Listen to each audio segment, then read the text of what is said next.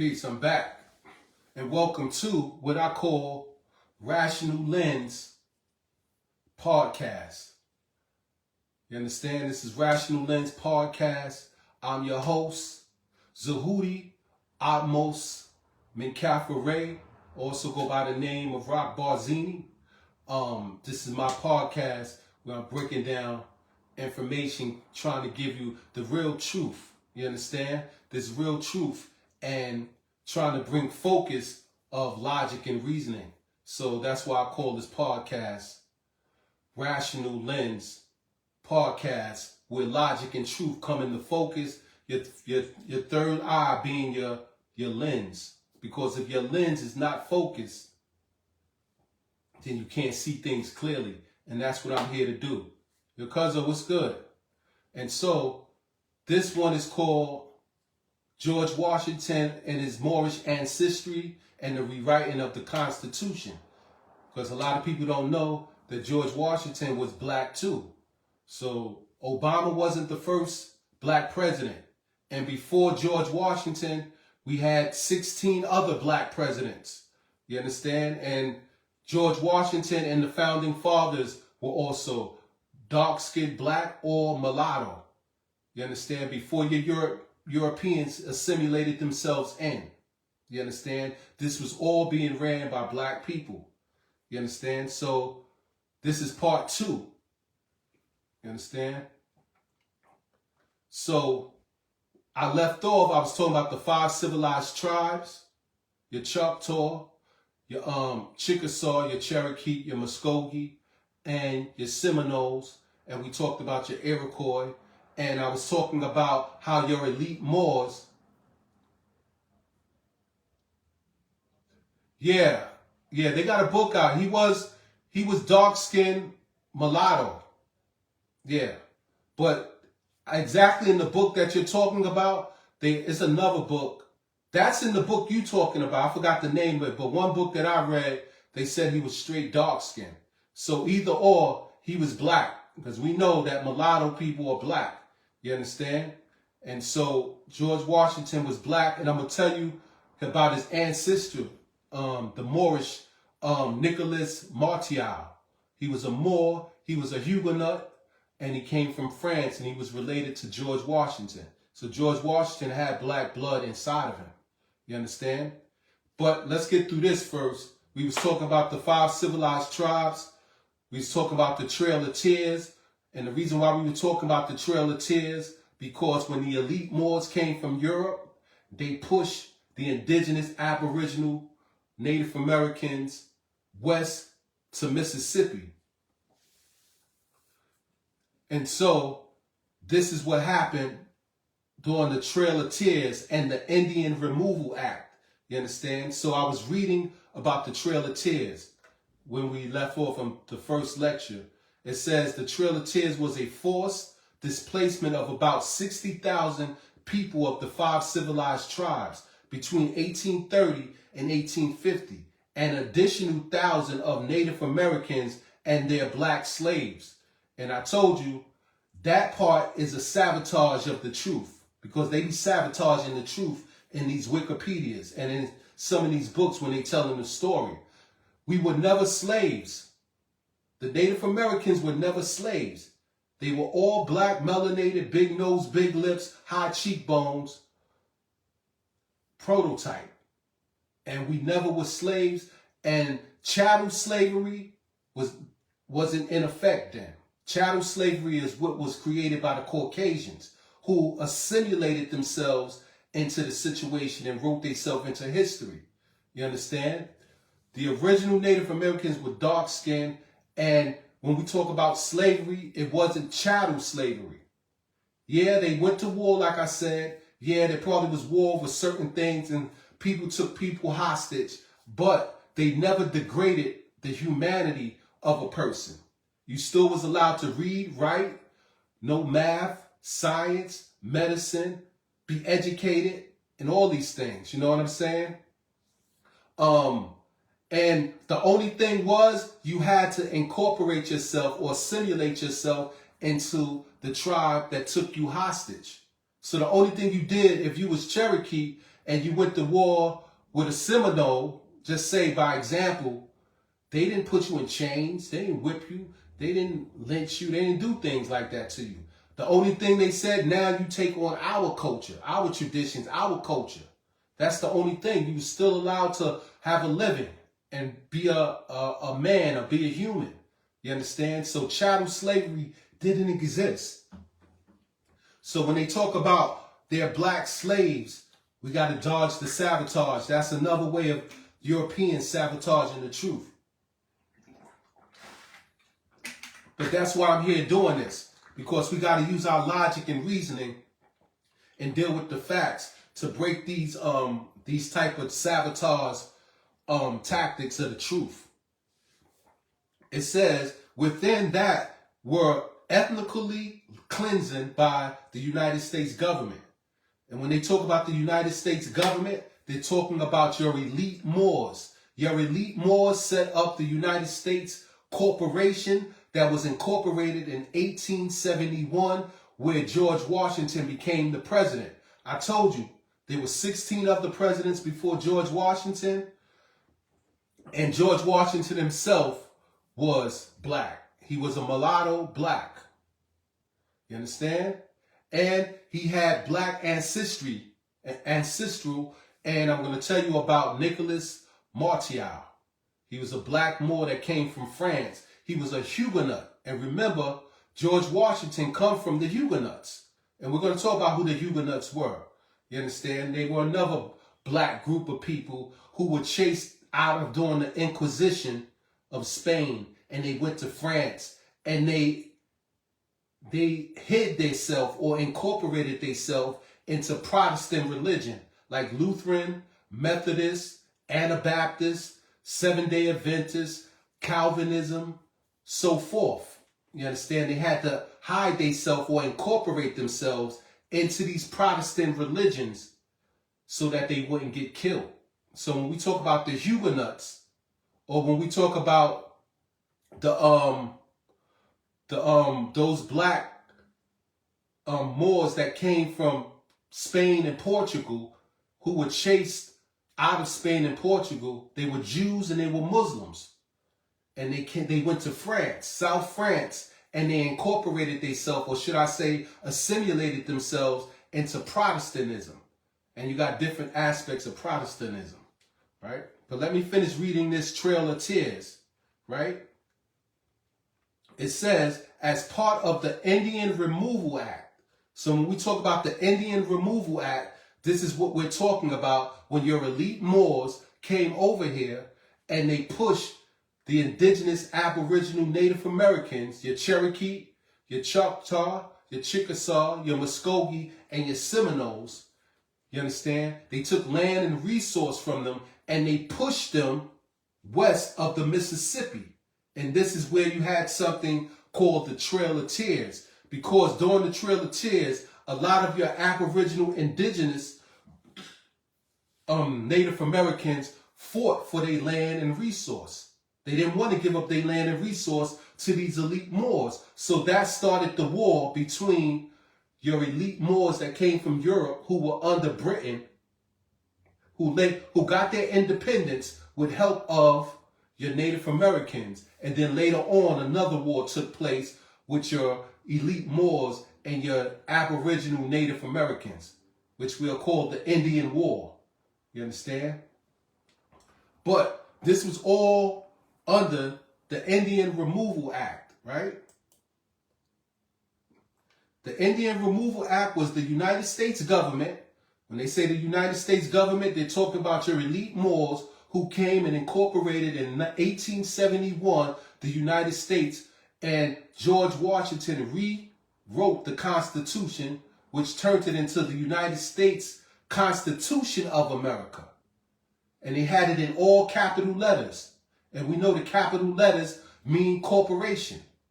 You understand? George Washington was the one that did this. But you had the Indian War and you had the Indian Removal Act, where the United States government policy of ethnic cleansing through the forced displacement of self-governing tribes of American Indians. They tell you right here, it says, self-governing tribes of American Indians.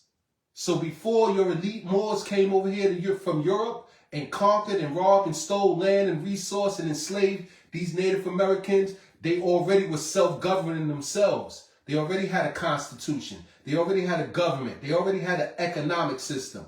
They already had a military. They already had treaties amongst each other. You understand? So right here, the Indian Removal Act says, the Indian Removal Act was the United States government policy of ethnic cleansing through the forced displacement of self-governing tribes, more than one, tribes of American Indians from their ancestral homeland in the eastern United States to the lands west of the Mississippi River. From the eastern United States, it's the East Coast, Alabama, Florida, Georgia, you understand, Tennessee, North Carolina, South Carolina, Maryland, Virginia, that's all the South, you understand? And they came up north. So we're in the east, the eastern United States, and they were pushed to the Mississippi River. Remember, the Mississippi River is the Nile River here in the United States. The Mississippi River was first. You gotta understand, these lands over here that we call the America, they were the first lands to come from out of the waters. A lot of people don't know that. That's why we're the oldest people over here. The first lands to come out of the waters and peek up out of the waters were your North, South America, you understand, Asia. They were your first to come from out of the waters. We're the oldest people over here. We are the Cherokee. We are the Chickasaw, Choctaw, Muskogee, Seminoles, Iroquois, Cayuga, Seneca, Tuscarora. It's so many tribes, I can't even name all of them, but y'all get what I'm saying. We are those people. Atlantis, Lemuria was over here. Before there was any Africa or Europe, Lemuria and Atlantis was over here. You understand? So when we talk about the Indian Removal Act, was the United States government policy of ethnic cleansing through the forced displacement of self-governing tribes of American Indians from their ancestral homeland in the eastern United States to the land west of the Mississippi River, specifically to a designated Indian territory, roughly present-day Omaha, which many scholars had labeled a genocide. The Indian Removal Act in 1830, the key law which authorized the removal of Native Americans, was signed into law by the United States President Andrew Jackson. And Andrew Jackson was black. You have to understand, this is black warring against black people. White people wasn't in, they didn't come into the play yet. They were still slaves. They were still slaves under the Moors. We had them under slavery. You understand? And there's a good book out called White Slavery. Get the book. Look it up on the internet. It's a book called White Slavery. Yeah, I said not Omaha, but Oklahoma. But you know we had Native Americans in Omaha, right? When they was pushed from the west into the west of Mississippi, then they started putting them on reservation camps, which was nothing but prison camps, or what they call detention camps. And they put them on these reservations. That's why they're on reservations now. And the people that you see on these reservations are not the original Native Americans. You understand? But it was Andrew Jackson that brought in the Indian Removal Act. And Andrew Jackson was black. You can look this up. He was a black man. This white interpretation that they show of Andrew Jackson is not the truth. You understand? So Andrew Jackson was a black man. It says on May 28, 1830, although Andrew Jackson took a hard line on Indian removal, the law was primarily enforced during Martin Van Buren administration in 1837 to 1841. After the enactment of the act, approximately 60,000 members of the Cherokee, Muskogee, Seminole, Chickasaw, and Choctaw nations, including thousands of their black slaves. Remember, dodge the sabotage. They weren't slaves. They were Native Americans. You understand? So these are all black people. No slaves. This was a black on black war that was going on. And your elite Moors that were under the Britain, they were the ones that were pushing the conflict and taking over the land and resource of the Native Americans. Now, what happened with the elite Moors and the British Crown, it was taxation. Which I don't understand is, in Europe, the elite Moors could not be taxed. You understand? The elite Moors could not be taxed. So when they was in this business deal with the British Crown and they came over here and settled and, took land and resource and settled things with the Native Americans that were here, then the British Crown started taxing them for their product that they was trading back and forth. You understand? And those elite Moors wasn't going for it because they knew as an Englishman, they couldn't be taxed. So your English people were dark-skinned people. And let me read something.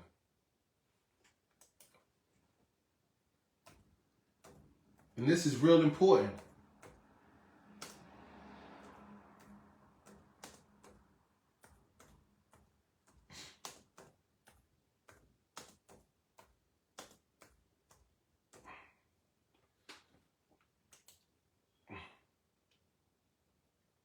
It says the statement that the Englishmen could not be taxed, right?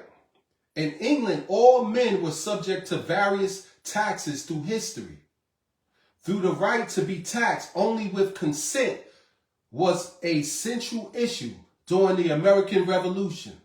The slogan, "No taxation without representation," applied to the American colonists who argued they should not be taxed by the British Parliament because they had no elect representation in it. Y'all hear that? So they didn't think they should be taxed. They knew they wasn't supposed to be taxed because a lot of these Moors that came over here were elite Moors. They came from the royal crown. So they knew that they couldn't be taxed. The only ones that could be taxed was the colonists. You understand? So those colonists would be your Native Americans, your Aboriginal Native Americans. They were the ones that could be taxed according to the British Crown. But the British Crown was trying to get greedy and they were trying to tax not just the Native Americans who were known as the colonists who've been colonized by the British Crown and these elite Moors, right? But the British Crown also was trying to tax the conquistadors or the navigators that they sent over here who came over here on the strength of them under their jurisdiction and power. And so these elite Moors knew that y'all can't tax us. We're on the same level as y'all. Y'all can tax these people that we're robbing and stealing from, but y'all can't tax us, right? So I'm going to read that again. It says, in England, all men were subjected to various taxes throughout history, though the right to be taxed only with consent was a central issue during the American Revolution. The slogan, "No taxation without representation," applied to the American colonists who argued they should not be taxed by the British Parliament because they had no elected representation in it, right? It says, number one, colonial American perspective. The colonists argued that their rights as Englishmen mean they could not be taxed without their consent. In other words, we're Englishmen. We're from the high society. We're a part of the royal crown, of that throne. We're your peers. Y'all can't tax us. We're Englishmen. The right is, they called it the right as an Englishman. And because they were upper echelon elite Moors coming from the royal bloodline, meaning that they looked at themselves as being gods. They were gods in the flesh. You understand? So they were above taxation. This is what they were saying, because when you talk about the royal crown and the throne and the bloodline, they believed that they came from divine right. This was their divine right to rule and control the world, because they believed that their bloodline was divine, had God in it. So all this trying to tax them, they looking at them like, y'all can't tax us. We're y'all peers. We're elite Moors just like y'all. We came over here on the strength of y'all to take land and resource and enslave these people, but now y'all trying to pull the okie doke on us. And so this is what the American Revolution was about. And what happened was these elite Moors befriended the 5 civilized tribes, and they got together and they went against the British Crown, and they got their independence, 1776, right? July 4th, 1776, that's when they got their independence. So, number 1, it says the colonial American perspective, colonists argued that their right as Englishmen, and we ain't talking about white people, we talking about black Englishmen, your Scots, your Irish people, your Welsh, they were black people. It says the right as Englishmen meant they could not be taxed without their consent. So you can't tax us unless we want y'all to tax, unless we say y'all can tax us. You understand?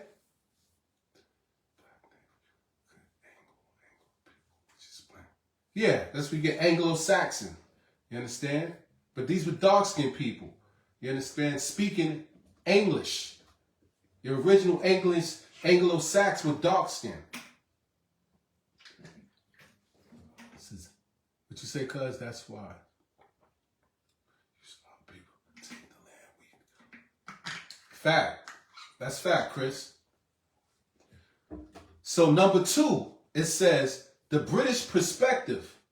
The British government argued for the concept of virtual representation. Virtual representation. That don't even make no sense. This is how you know they've been robbing and stealing from us.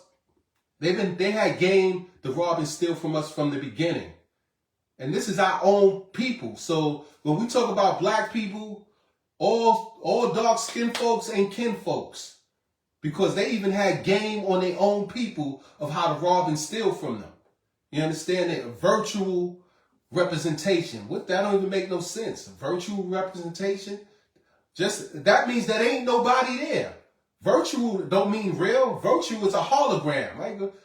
There's nobody there to represent us, so y'all can't tax us.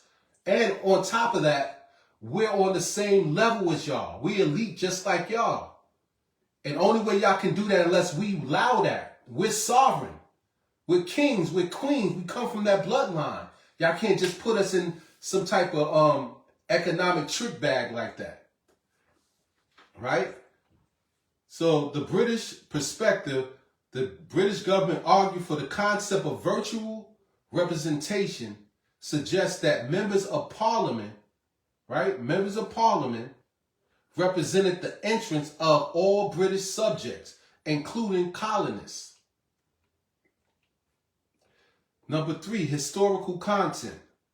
The principle of consent for taxation without representation date back to the Magna Carta in 1215. The Magna Carta was when they wrote the declaration, the barons who owned land against the king. And they wasn't going for this taxation. You understand? This was what they call feudalism. Feudalism was about land and taking land and taxing people on the land. This is why you got something called the landlord or tenant. These terminologies come from out of feudalism. You understand? So when they were taking the land and enslaving the people on the land, you understand? The king was taxing them. the poor people. You understand? So what happened? So feudalism in medieval Europe started. That's where it started at. What happened was the king, queen, duke, earl, esquire, barons. If you had this type of name and title, that means that you were part of the peerage group of the royal crown. That means that you were connected with the divine bloodline and you owned it land. All of them owned land. What they called that land was called allodial land. Yeah, eventually the invention of Jewish people, right? We can get into that. But that allodial land was under the royal crown. And the people, the poor people that was on that land, they had to pay taxes. And they had to give if you was a duke, a baron, a knight, an esquire, a king, they was paid homage. These people had to give them money for being on their land. So if you was a farmer, everything that you made, you had to pay a knight, a baron, a duke, a earl, a king, so forth. You had to break them off. This is where feudalism came from. And then later on, feudalism turned into a whole big land grab that they tried to do. You understand? And the people that was on that land, they were called serfs. Serfs was another way of saying slave back in medieval Europe. And these Europeans were dark-skinned people, right? And this is 1215, the Magna Carta. You understand? That's why we got to go back to Jay-Z, his album, Magna Carta. He's trying to tell us something. You understand? This is what he was trying to drop. This is what the Magna Carta was about. So in 1512, all of Europe was black kings, queens, dukes, earls, counts. You understand? They were running the show in England. In Europe, I should say too. It says, number 2, during the 18th century, the colonists were angry because they felt they were being taxed by a government where they had no voice, right? Number 3, historically, Englishmen who did not vote were still taxed, which was a point used to counter the colonial argument. Property, less men, those under 21. You understand? So this is, when we talk about Englishmen, they knew that they, as the right of an Englishman, they knew they couldn't be taxed as elite Moors unless they gave them consent, right?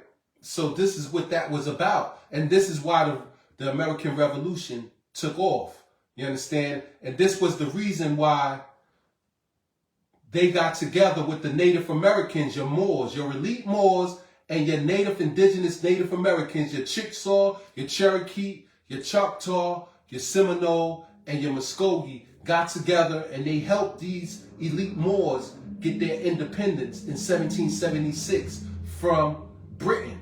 But they didn't know that these people that they helped was going to stab them in the back. You understand? So when we read in history that it was the white man, yeah, the white man came later on. But before the white man got in the situation, there was blacks enslaving blacks, robbing from blacks, killing blacks. This what was going on. We were the kings and queens of the planet, and we had that big ego as gods of the planet. And we walked around like we should be ruling and controlling all this. And certain people was beneath us. This was the mentality that we had. This is the mentality that they don't want us to get back into, because they know once we start thinking like as gods again, they know what's going to happen. They're going to go back into slavery like we had them. Right? So let me go back to what I was reading.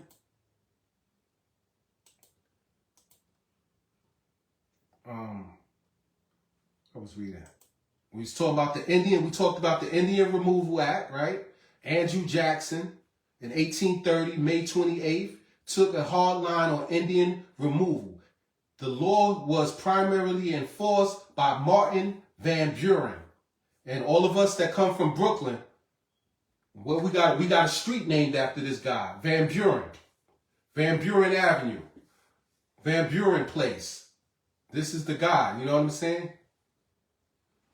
Yeah, we can stop slavery now, but a lot of people don't want to stop slavery, and a lot of people want to be enslaved. This is a mind program. You know what I'm saying? So definitely we can stop it. Where we go? All right. It says in 1837 to 1841, after the enactment of the act, approximately 60,000 members of the Cherokee, Muskogee, Seminole, Chickasaw, and Choctaw nations, including thousands of their slaves, were forcibly removed from their ancestral homeland, with thousands of dying during the Trail of Tears.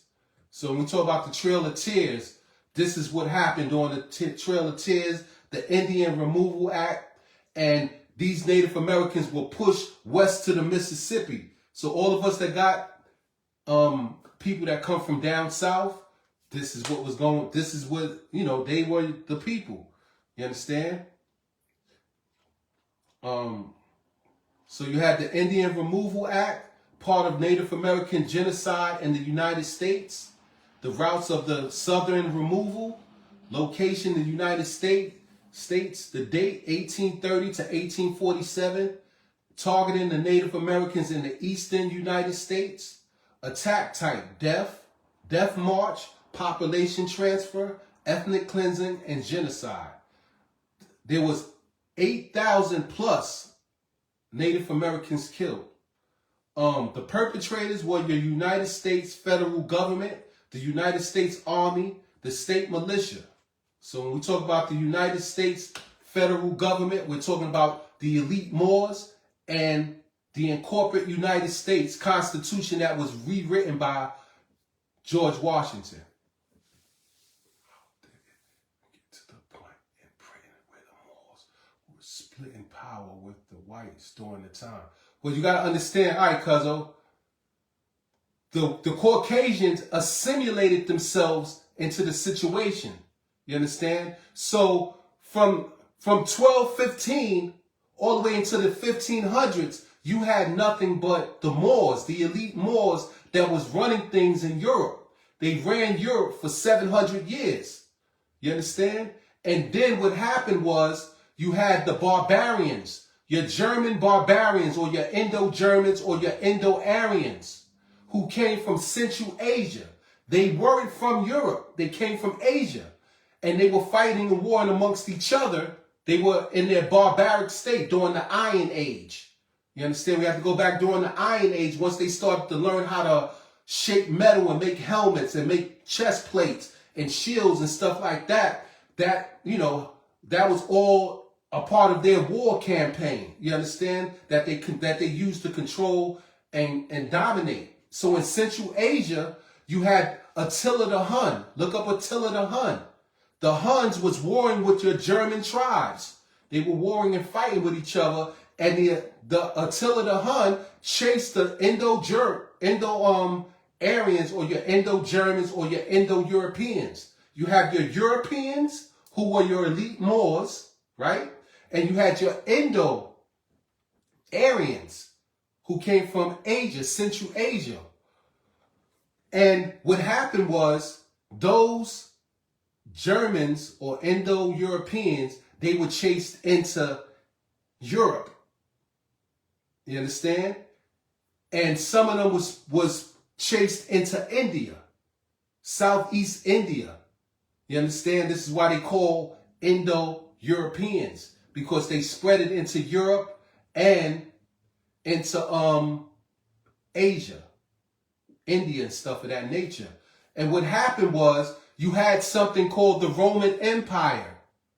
The Roman Empire was controlled by all black people. Palestine, Julius Caesar, these guys were either dark-skinned Moors or they were mulattoes. What happened was your Indo-Europeans or your Indo-Aryans, they invaded the Roman Empire and they took down the Euro Empire. This was how the Roman Empire fell. The Roman Empire fell due to the bombardment of your barbarian invasion. You understand? And once they took over, they took on being the Romans. They took on the traditions and the customs. You understand? And that's how you got your whites assimilated into with the Moors. And then later on, those same Moors who mixed in with your whites, who started to produce your mulatto people, right? They started what they call manifest destiny, right? Manifest destiny in the discovery age. Yeah, you have, Voltron, you have mulatto Moors. They were called the Horittans. You had the Bendanes and you had the Horittans. They were your black Moors and you had your mulatto Moors because from the mixing in. You understand? And so all of this going on, they came over here and they were the ones that robbed and steal from the Native Americans. So that's how that that's how that happened. Yeah, but Voltron, yeah, you have mulatto Moors. Yeah, matter of fact, let me tell you their names. It's crazy.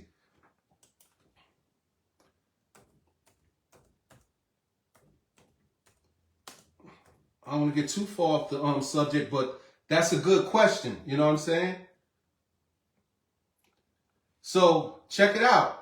It says the Bandane Moors refer to the Bandane people of Mauritania. Remember, Mauritania is in Africa, right? West Africa. It says the Bandane Moors refer to the people of Mauritania, also called white Moors. It's right here. White Moors, who are a group of light-skinned people of Arab and Berber descent. They are distinguished from the darker-skinned Horittan Moors, or black Moors, and form the two upper classes of Moorish society. The term Moor itself is a broad historical term used by Europeans for North Africans who conquered part of Iberia. So you hear that? You hear that, Voltron?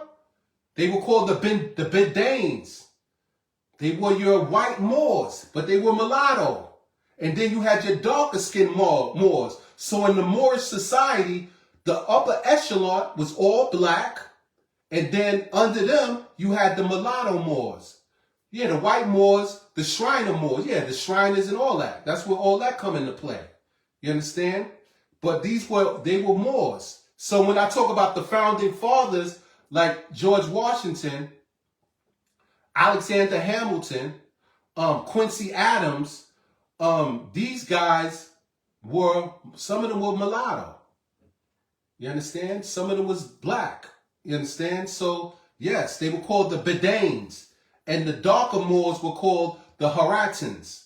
They were your blacker Moors, and they were formed the two upper classes of Moorish society. Moorish itself is a broad historical term used by Europeans for North Africans who conquered part of the Iberia. What is Iberia? Spain and Portugal. And this is where you had the Spanish Inquisition. So a lot of your Spanish people are Moors. And a lot of your Spanish, that's why you had the Spanish people that got the light skin. They were Moors too. They were mulatto. You understand? So that was good. I'm glad you brought that question up. You understand?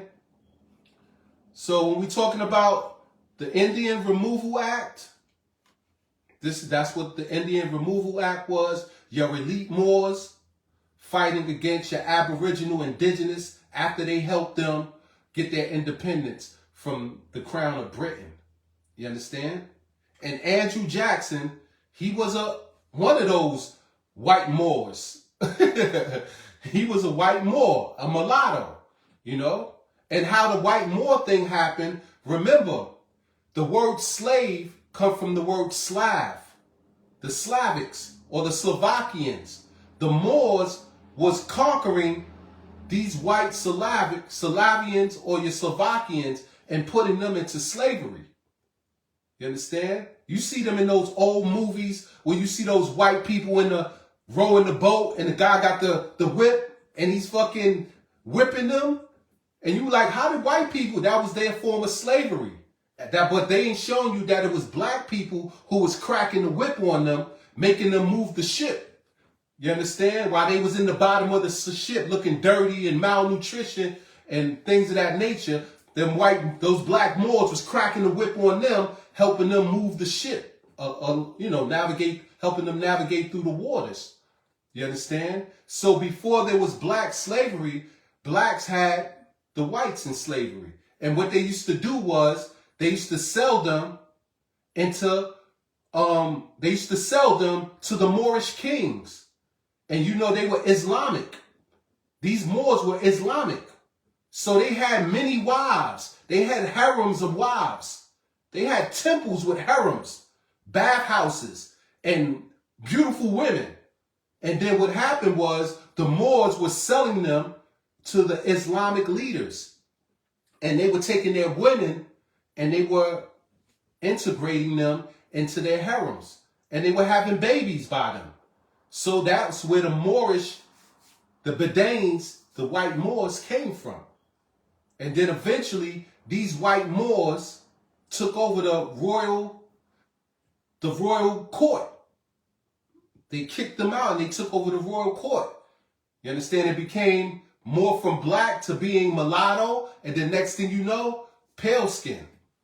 You understand? But it all happened because they were sleeping with their women. They had harems and temples of beautiful women, black, white, all together. They were sleeping with them, having babies by them. And a lot of their children were being put in the position on the throne. So this is how that happened. So the Indian Removal Act, I hope you understand that. The Cherokee, the Muskogee, Seminole, Chickasaw, the Choctaw, and the Trail of Tears. So let's go back to talking about the Cherokee Nation, right? So Cherokee history, I read the land that they control: West Virginia, Kentucky, Virginia, North Carolina, Tennessee, South Carolina, Georgia, Alabama. And they were called nations. You understand? So they were nations before the white man came over here. And regularly elected by chiefs from Cherokee towns within the nation domain. So we had chiefs. And this is what happened. What else? Treaties. All right, I'm going to read this little bit. It says the successive treaties, they had treaties with these people. You can go online and read the treaties. There's a good website, UNA Republic. They got the treaties where our ancestors wrote treaties with these elite Moors. And they tell you that the land supposed to stay in the family according to their ancestors. Go read those treaties. It's a whole bunch of them. And it'll blow your mind of the actual conversation that our ancestors was having about the land and the resource. You understand? With these elite Moors. And so the successive treaties with the British Crown and the United States reduced the Cherokee Nation original territory until by 1817, the remaining Cherokee land covered an area consisted of southwestern North Carolina, southeastern Tennessee, northeastern Alabama, and northern Georgia. Pressure to relinquish even more land within the nation, diminished territories were unrelenting. In 1817, enticed by agents of the United States, some residents of Cherokee towns in what is now far north and western South Carolina and northern Georgia abandoned what remained of the Cherokee homeland, voluntarily opts to migrate west of the Mississippi. These Cherokee migrated first to lands located in what's now Arkansas, and then in 1828 further west to the reservations established by treaties for the Cherokee Nation in what today is eastern Oklahoma. So y'all get it? This is what, and they didn't just do this to the Cherokee, they did it to the Chickasaw, the Choctaw, the Creek, the Seminolan. This is where the Indian War came about. You understand? Let's read about Indian War. Because there was a big war. You understand? where all those Native American tribes got together and they fought against the United States Corporation. And they was tearing their butt up. They won a lot of victories. But they don't tell you that in history. They act like the white man just came over here and conquered them. Yeah, because they still in Oklahoma and they still in Omaha, Nebraska. So that's cool. So the American Indian War, right? We know it as the American Indian War. The American Indian Wars, meaning there was more than one war. The American Indian Wars, also known as the American Frontier War and the Indian Wars, was a conflict initially fought by European colonial empires, right? Your European colonial empires, which was Spain, Portugal, right? The Dutch, Germany, Russia, what else? England. These were your European colonial empires. But these European colonial empires started off, they were elite Moors before the white man assimilated himself into the bloodline. You understand? So it says, was a conflict initially fought by European colonial empires, the United States, and briefly the Confederate States of America. You understand? The Confederate States of America. And we're going, once we start talking about George Washington and the Huguenots, then y'all going to understand who really ran the Confederate states. The Confederate States was ran by black people. All those plantations, they were rich, aristocratic black people. You understand? So y'all have to understand this. Yeah, white people were in the South. Yeah, they was in the South. But you had aristocratic blacks who owned most of the land in the South. And we're going to talk about that. Right? It says the Confederate States of America and the Republic Texas against various American Indian tribes in North America. These conflicts occurred for the time of the earliest colonial settlements in the 17th century until the end of the 19th century. The various wars resulted from a wide variety of factors, the most common being the desire of settlers and governments for Indian tribe land, or I should say lands. So they still believed in feudalism. They still believed in land, taking over land, right? It says the European powers and their colonies enlisted allies, Indian tribes, to help them conduct war against each other. The colonial settlement. After the American Revolution, many conflicts were located to Pacific states or regions and frequently involved disputes over land use. Some entail cycles of violence and reprise. So don't get it twisted. A lot of when the Europeans, these black elite Moors came in, they caused a lot of confusion amongst the Native Americans and caused them to fight amongst each other because they started taking sides. Because during the American Revolution, once the elite Moors got their independence, remember I told you that they were helped by your indigenous Aboriginal tribes. You understand? And so, once they got their independence, then that's when the conflict started with them. But there was a division. These elite Moors caused the division amongst your Native Americans. You understand? And so you had certain Cherokees that helped the English, certain Native Americans that helped the French. You know what I'm saying? And they were causing divide and conquer amongst each other until the Indian War. And then these tribes started to come back together and realize what was the problem and who was causing the divide and conquer amongst them. And then you had the Indian War. You understand? Fact. So that was the Indian Wars, right? So I want to take one more. I hope y'all come back. So I'm going to click off and I'm going to come back again.